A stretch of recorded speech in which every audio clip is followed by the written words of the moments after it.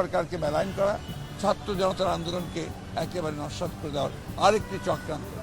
খুবই দুর্ভাগ্যজনক যে এত হত্যা, এত নির্যাতন, এত নিপীড়ন এবং এতগুলো ছাত্রীকে হত্যা করা, শিশুকে হত্যা করার পরেও সেই দলটি আবারও তারা বিভিন্ন রকমভাবে কথা বলছে যা বাংলাদেশের মানুষের স্বার্থের বিরুদ্ধে।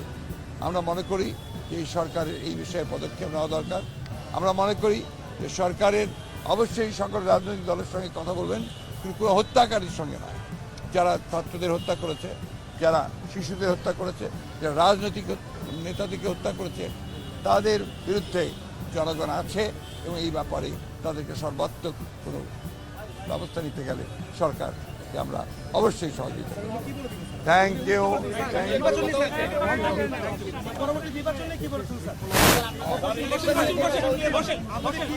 আমরা একটা কথা বলি, নির্বাচন নিয়ে আমরা কোনো কথা বলিনি।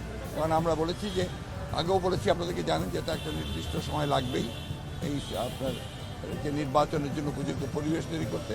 আমরা তাদেরকে সেই সময়টি অবশ্যই দিয়েছি এবং আমরা তাদের সব বিষয়গুলোতে সমর্থন দিচ্ছি।